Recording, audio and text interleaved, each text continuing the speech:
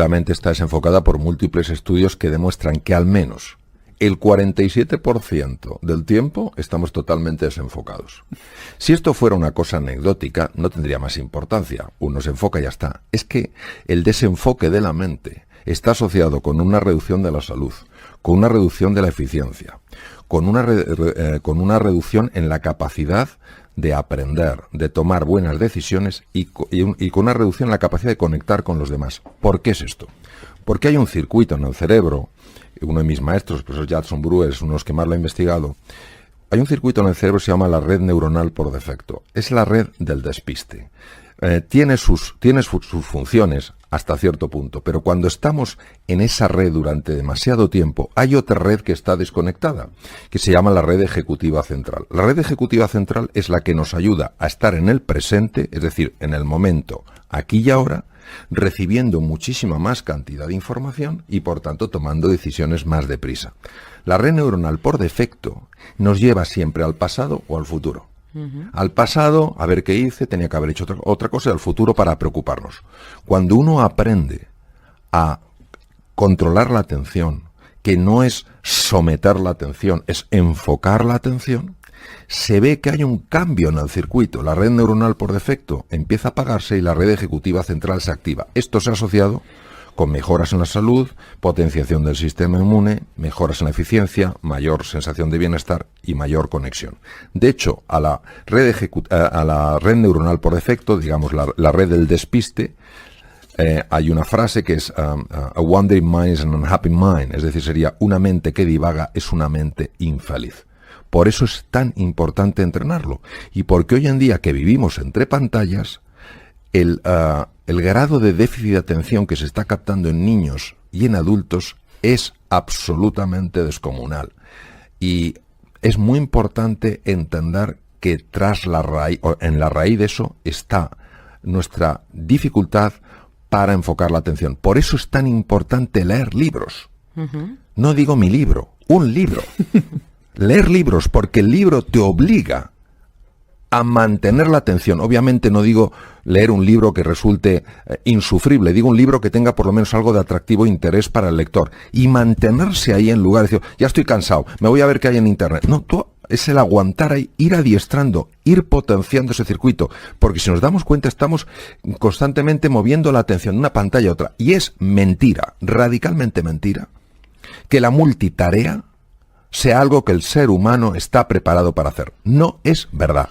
La atención es una capacidad del cerebro humano que cuando nosotros la dividimos, es decir, si yo en lugar de prestar atención solo a, divido entre A y B, digo, no, yo puedo estar en A y B. No, cuando estás en A, no estás en B. Cuando estás en B, no estás en A. O sea, la alucinación es que estoy en los dos. No es verdad. Si estás en A, plenamente en A, captarás información que no puedes captar si estás, aunque sea a gran velocidad, pasando a B. Las pantallas nos hacen ir constantemente de A a B. Por eso creo honestamente que la lectura de los libros es uno de los mejores entrenamientos.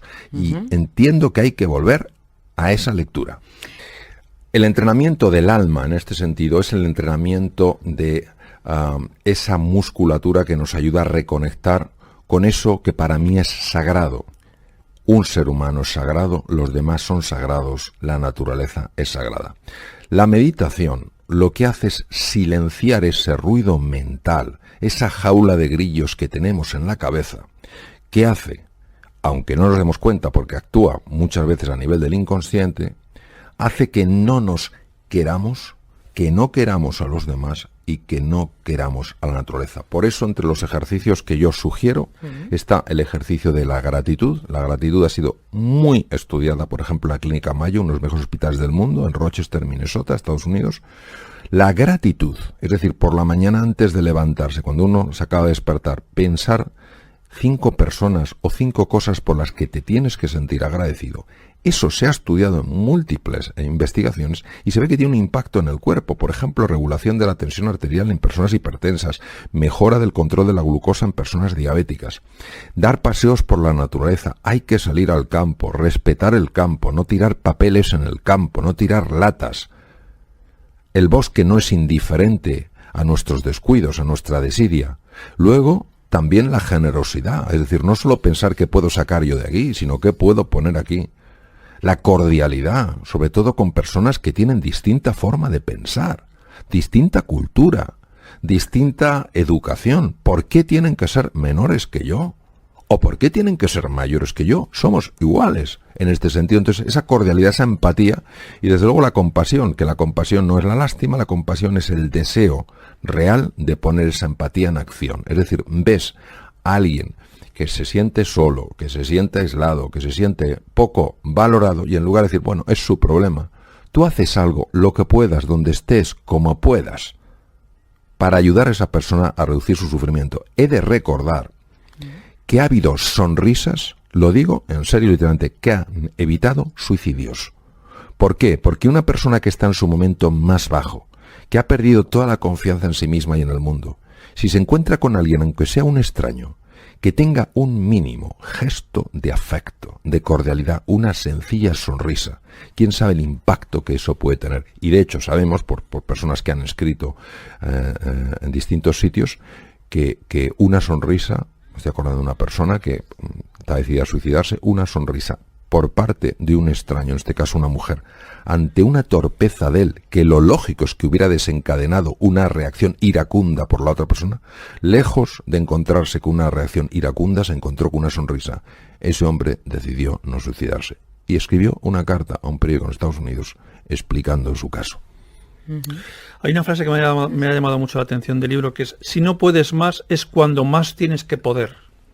¿Qué quieres indicar con eso? Una de las personas, aunque soy un poco conocedor de su obra, pero sí me he acercado a mi manera a su obra, es Santa Teresa de Jesús. Santa Teresa de Jesús, Santa Teresa de Ávila, hablaba mucho de esto, aunque no pueda, aunque duela. ¿De qué habla? Vamos a quitar el contexto religioso. Vamos a hablar de un contexto muy humano. Nosotros no somos quienes creemos que somos. Los límites que padecemos y sufrimos en la vida no son límites que correspondan a nuestra naturaleza.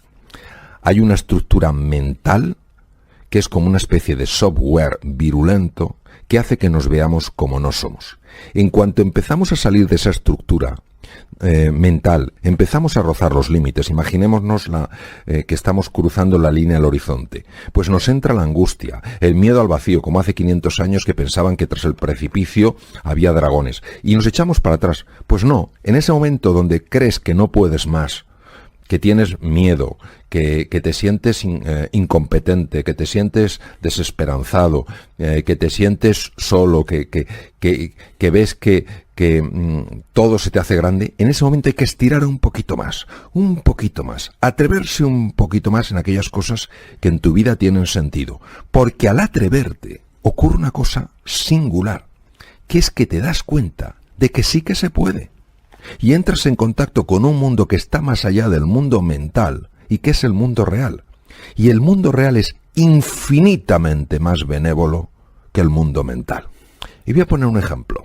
En una situación que no es nada fácil, que es la pérdida de un ser querido. Y una persona diría, por favor, el mundo real, a esta persona tan joven, yo hace poco perdí un queridísimo amigo, en nada, se nos fue nada. Dices tú, el mundo real, pero ¿cómo va a ser benévolo el mundo real? No. Nosotros no entendemos desde la mente el mundo real, no entendemos por qué gente tan extraordinaria se va tan pronto. Pero fijémonos lo que puede hacer el mundo mental. El mundo real ves una pérdida, duele, es difícil. Uno tiene que superar el proceso de duelo.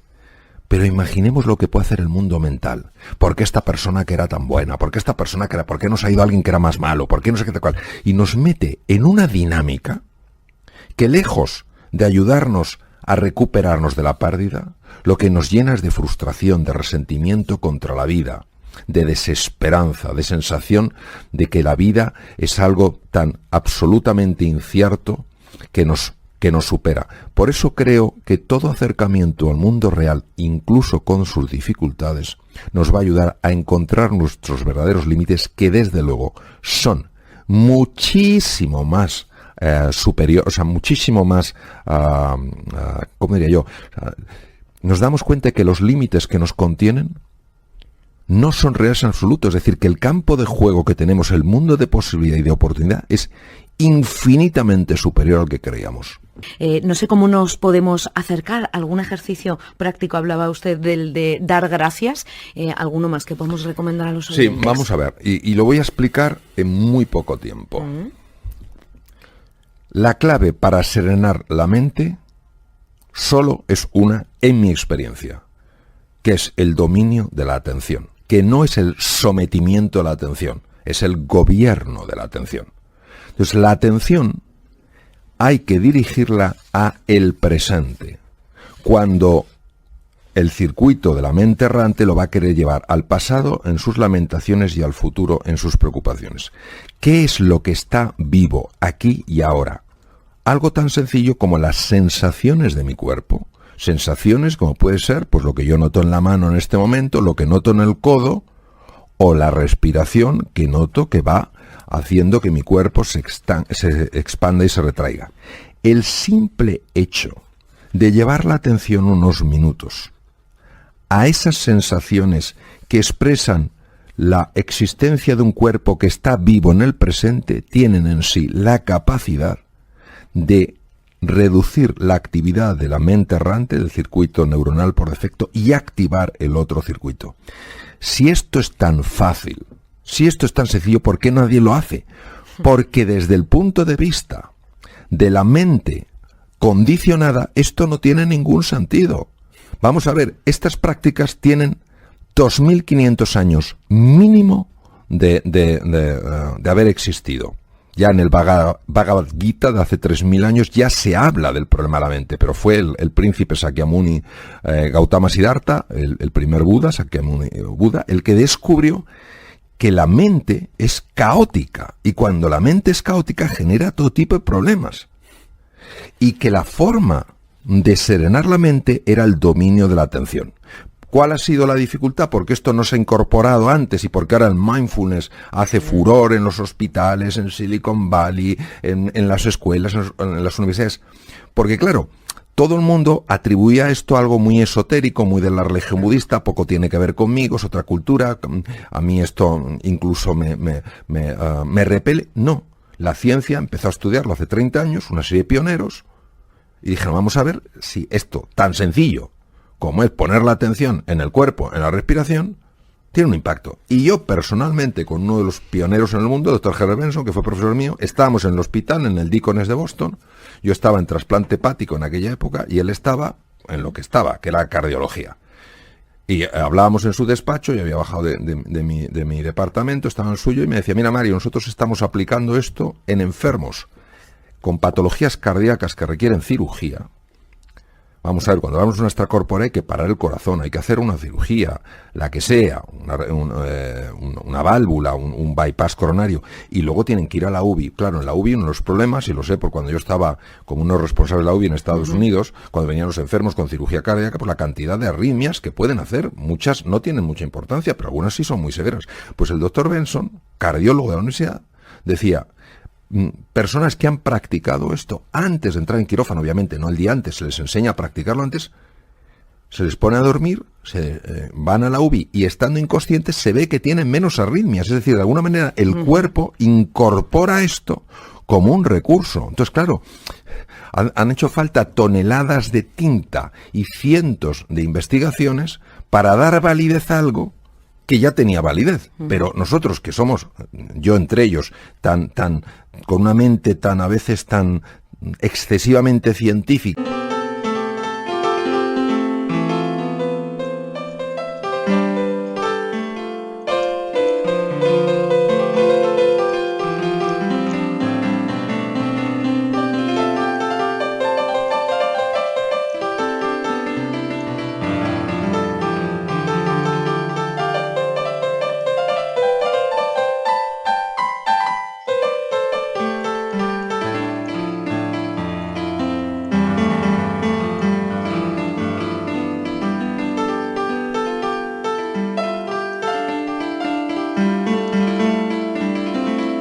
Que no lo creemos hasta que no lo vemos, hemos necesitado mucha investigación científica para descubrir que efectivamente estas personas, los budistas, como también los padres cristianos del desierto en el siglo IV después de Cristo, en Egipto, Siria, descubrieron que para estar bien en la vida hay que serenar la mente, y para serenar la mente hay un camino que es enfocar la atención. Me gustaría saber si dedicar el tiempo, ¿no? Tiempo personal, al crecimiento personal, si podemos decir que tiene unos beneficios reconocidos por la ciencia. Sin ninguna duda. Tú fíjate que nosotros manejamos sin darnos cuenta un esquema que tiene bastantes deficiencias, que es: yo tengo que hacer un montón de cosas para tener un montón de éxito y ser famoso, cuando en realidad habría que invertir el esquema. La clave es quién eres tú. Desde el ser, tú haces y tú obtienes. Todo lo que tiene que ver con el ser tiene que ver con el crecimiento personal. Es decir, en el fondo todos somos mineros que tenemos que picar mucha roca de granito para acabar encontrando la veta de oro. La veta de oro siempre estuvo en la mina. Lo que pasa es que nosotros solo veíamos lo superficial, que era, obviamente, la piedra de granito. Cuando uno solo ve la piedra de granito, dice: ¿con esto qué puedo hacer en la vida? Pues poco. Podré vender un poco de granito y obtener pues un cierto reconocimiento, un cierto dinero por este granito.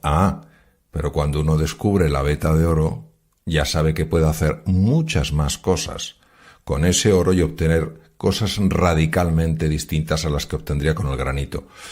El crecimiento personal, desde mi punto de vista, desde mi perspectiva, es el camino que te lleva del granito al oro. No te da el oro ya está, lo que te permite es descubrirlo. Y por supuesto, la ciencia en esto, de forma consistente, está demostrando que es así. Por ejemplo, todas las prácticas de silencio bien llevadas, que son camino hacia la veta de oro, se sabe perfectamente que cambian la arquitectura cerebral, pero además en tiempos que jamás se hubiera considerado posible. Se sabe también que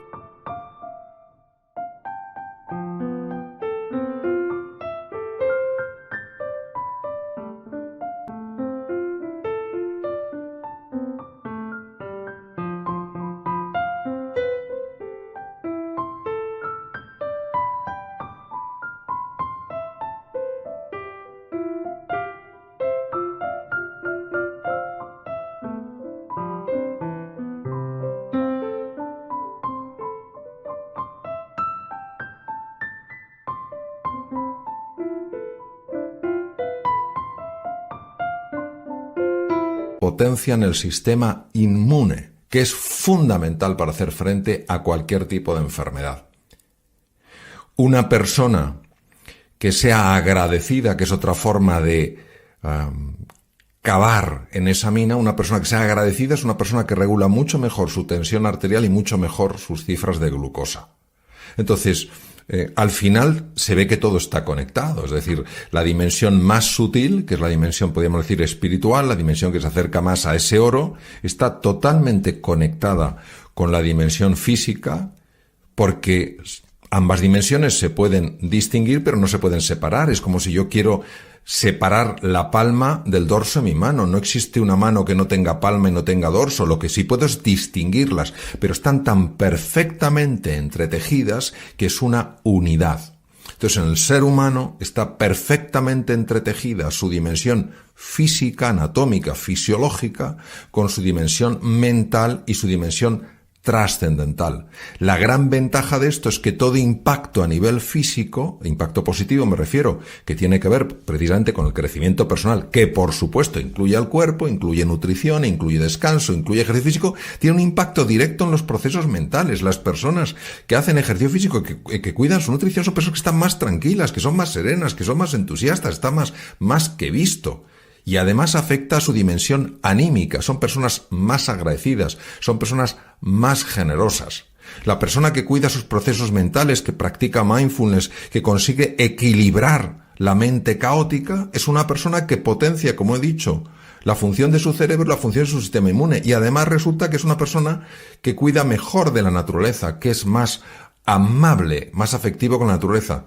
La persona que por las mañanas, en lugar de enfadarse ante la cantidad de cosas que tiene que hacer, muestra una gratitud por tener un día más que poder vivir, es una persona que curiosamente vive con más equilibrio mental y con más salud física. Entonces son 3 dimensiones entretejidas. ¿Qué pasa? Que normalmente, como la dimensión mental y la dimensión espiritual son dimensiones sutiles, pues hasta que la ciencia...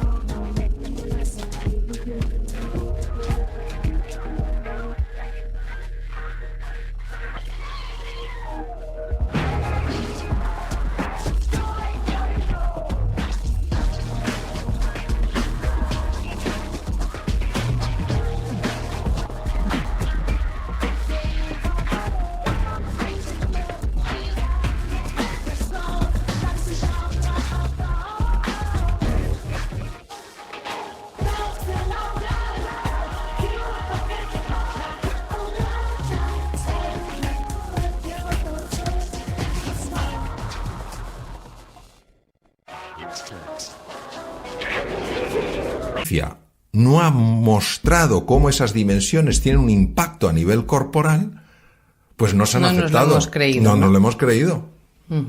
Y a pesar de todos estos beneficios, que me estaba yo poniendo nerviosa conforme te escuchaba, porque es que realmente es brutal, ¿cómo puede ser que sigamos sin sacar tiempo, ¿no? Porque estás hablando de momentos de silencio, momentos de gratitud. ¿Cómo puede ser que seguimos sin sacar tiempo para una cosa que nos da tantos beneficios? Porque la lente a través de la que miramos la realidad es una lente defectuosa. O sea, nosotros nos creemos lo que nos dice la lente, cuando la lente lo que nos está diciendo no es verdad. La lente nos está mostrando el mundo mental, no nos está mostrando el mundo real. Es decir, si yo en el mundo real tengo tiempo, pero en el mundo mental no lo tengo, yo daré más valor, más credibilidad al mundo mental que al mundo real. Pongo un ejemplo. ¿Que tenemos tiempo? Por supuesto que tenemos tiempo. ¿Que percibimos que no tenemos tiempo? Por supuesto que percibimos que no. Ahora voy a poner este ejemplo tan sencillo. Un amigo mío encuentra en una casa de su bisabuelo un pequeño baúl, que por alguna razón no lo habían visto antes, lo abre y había un periódico mi amigo es austriaco, un periódico de aquella época, comienzos del siglo XX. Sección de sucesos. Un tranvía atropella y mata a un anciano de 41 años. A comienzos del siglo XX, una persona de 41 años era un anciano. Fíjate. Hoy podemos vivir hasta los 90 años fácilmente y nuestros hijos vivirán probablemente más allá de los 100. ¿Cómo es posible que nos quejemos del tiempo? Es nuestra gran excusa. Nosotros no tenemos un problema de tiempo, tenemos un tema de prioridades. Claro, de administrar ese tiempo. Claro, ¿no? Entonces, ¿qué pasa? Que nos cuesta mucho decir no a ciertas cosas. Y tenemos que entender que hay tiempo para hacer lo fundamental, pero no hay tiempo para hacer todo. Entonces, uno tiene que decir qué es lo esencial en su vida. Entonces, lo que no te puedes ir a dormir, entiendo, yo lo entiendo así, es diciendo no.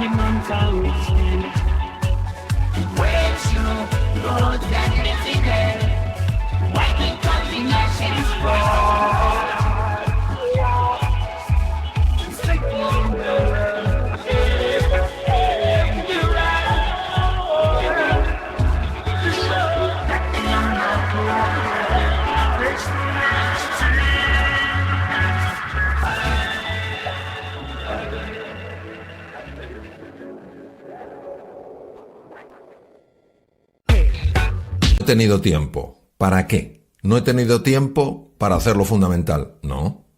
A lo mejor no has tenido presente lo que era fundamental en el tiempo que has tenido. ¿Y por qué siempre lo que no es fundamental tiene más hueco que lo fundamental? Porque yo creo que nosotros en general no gestionamos nuestra propia vida. Todos tenemos un enorme condicionamiento mental a lo largo de generaciones. No es culpa de nadie, es responsabilidad de todos el cambiarlo.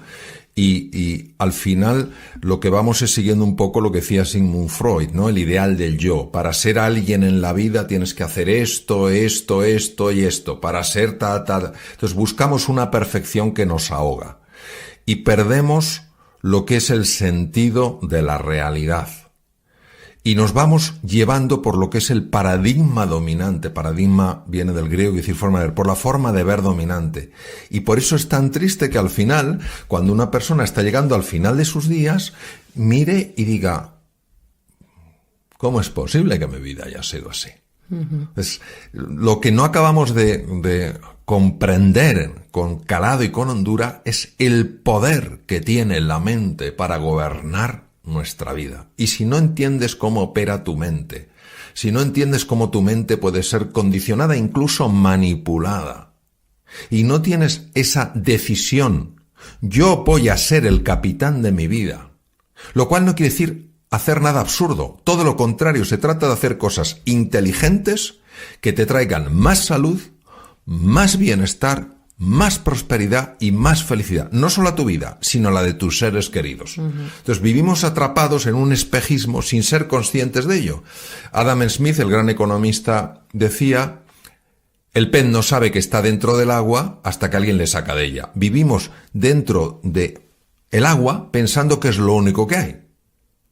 Que solo hay recursos ahí, que solo hay posibilidades ahí. Entonces, hasta que un pececillo asoma la cabeza y dice, anda, si hay más cosas, si puedo elegir.